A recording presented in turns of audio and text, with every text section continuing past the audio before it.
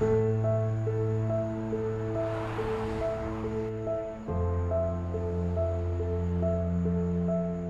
hide treasure like a cherished secret, to share only with a select few. But down this crumbling driveway, concealed beyond the horizon of summer's harvest, stands a testament to history that one man hopes to one day show the world. My name's Howard Hankins, and we're outside of Williamsburg. Howard Hankins turns trees into mulch. He prides himself on making mulch that lasts longer. As you'll soon see, Hankins has a thing for things that last. I first off can't believe I did it. This recycler is also trying to restore a remarkable collection that honors the men who led our nation. Because so many people look at me and go, "You're crazy. Why'd you do this? What are you doing?" Push past the weeds and cattails on this 400-acre property, and you'll find an unlikely gathering of political giants. It's almost like Mount Rushmore. We got them all.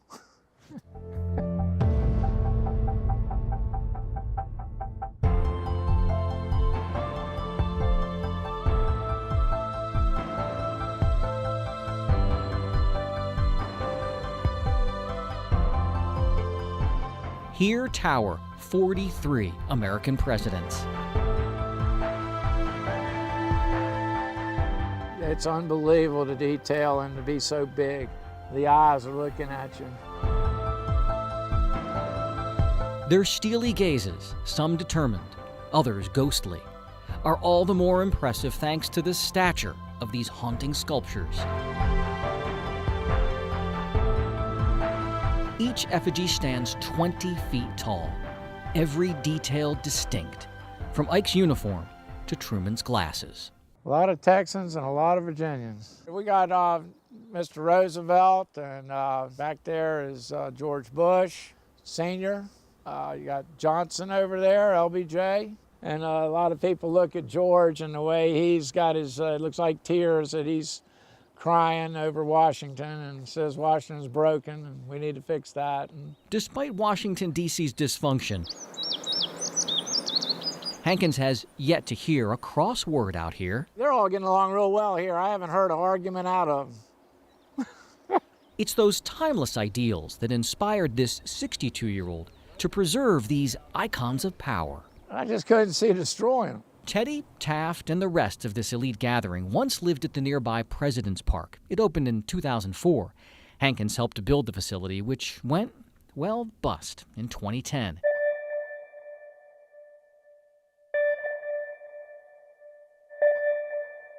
He was tasked with disposing of the concrete, fabric, and steel skeletons that make up each 20,000-pound structure. You know, they wanted me to crush them, and I thought about it.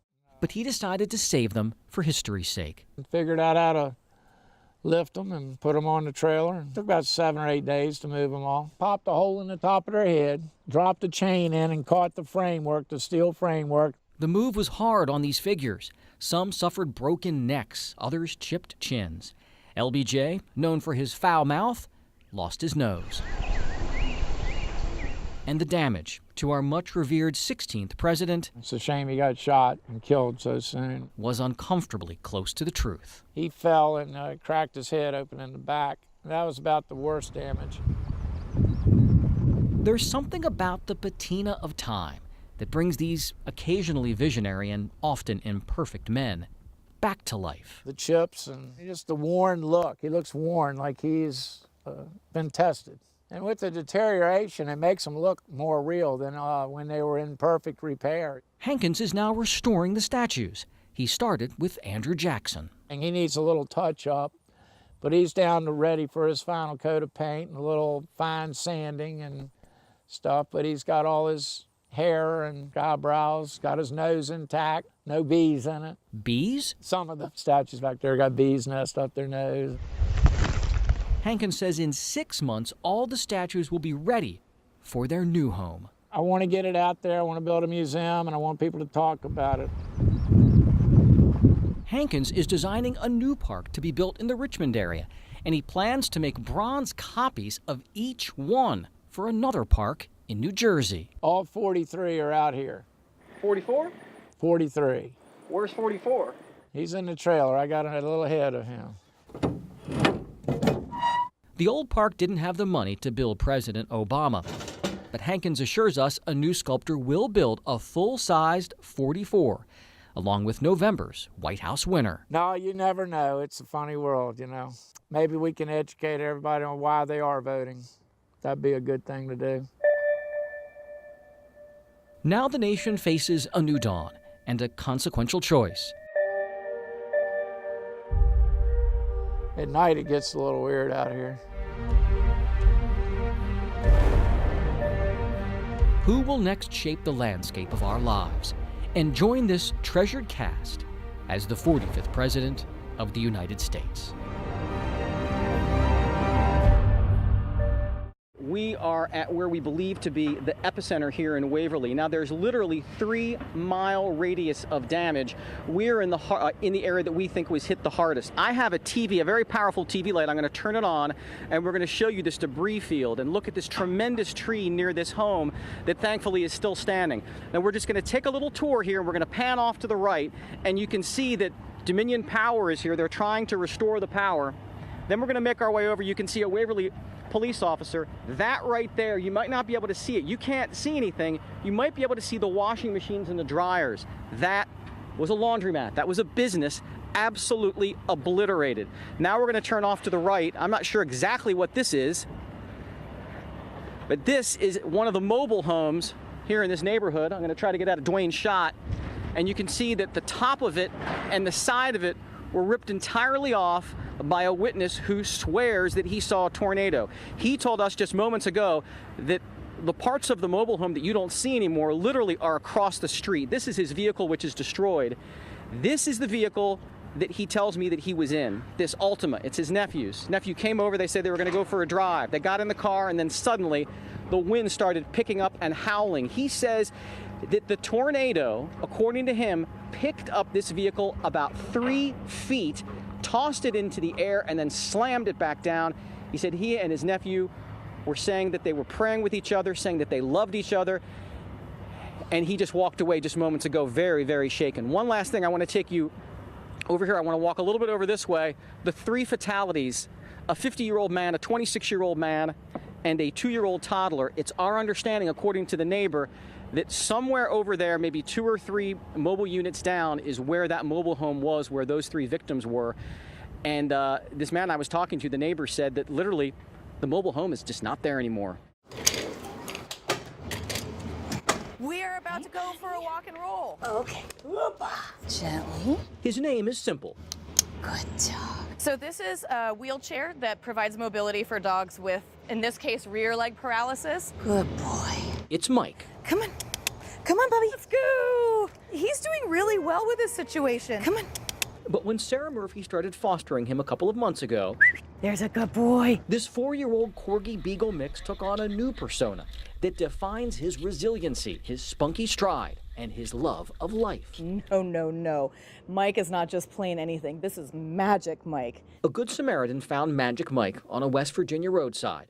He was the victim of a hit and run. Yeah, he was basically left for dead. How you doing? Homeward Trails Animal Rescue saved and transported Magic Mike to the D.C. area, where he's slowly improving under Murphy's care.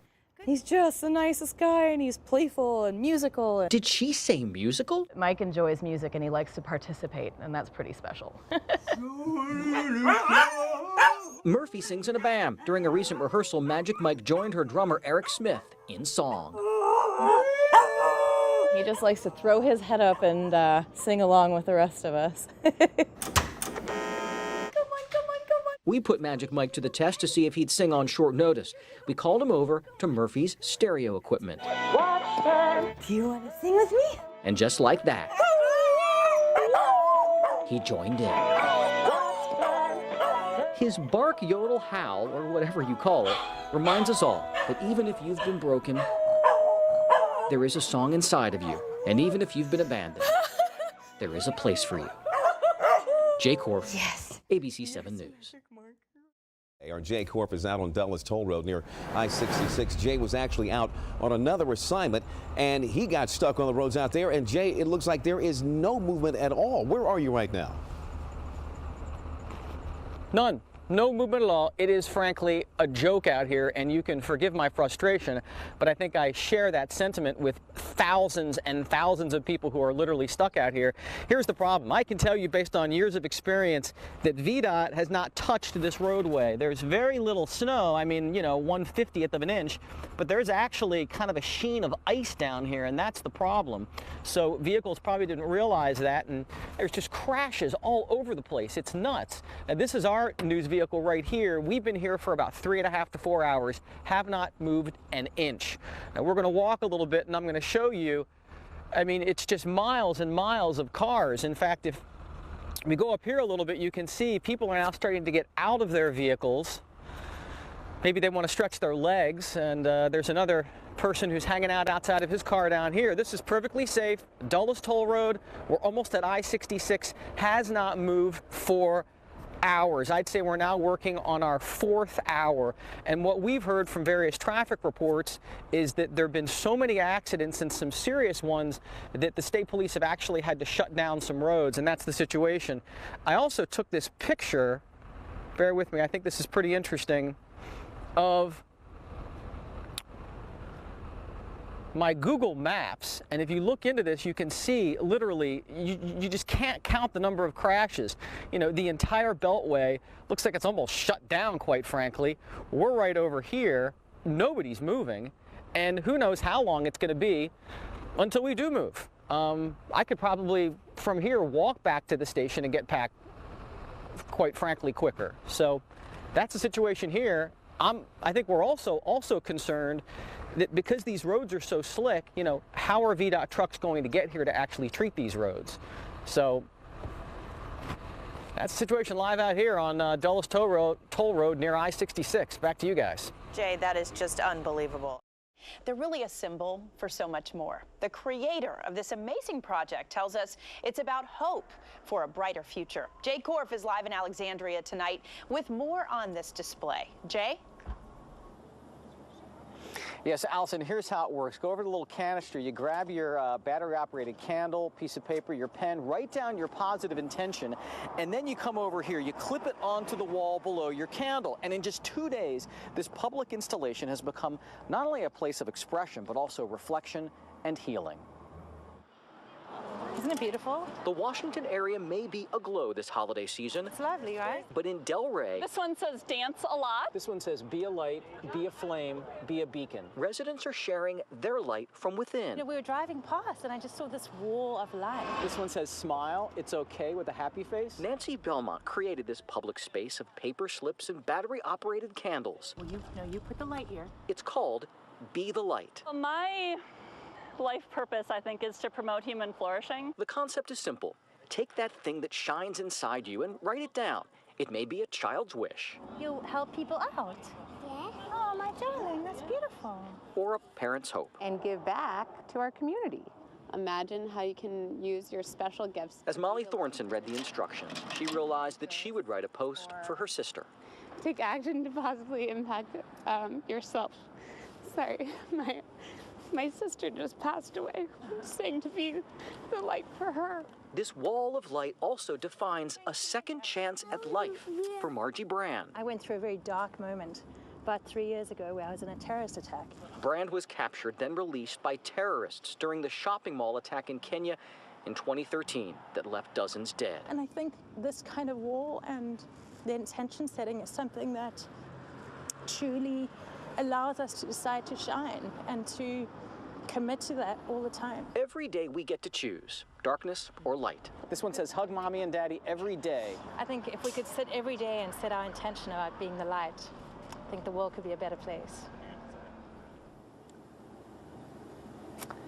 And here's one of my favorites, real simple, just says kindness first. Now, if you want to participate in this wonderful kind of organic experience, you better make it quick. They've only been here for 2 days.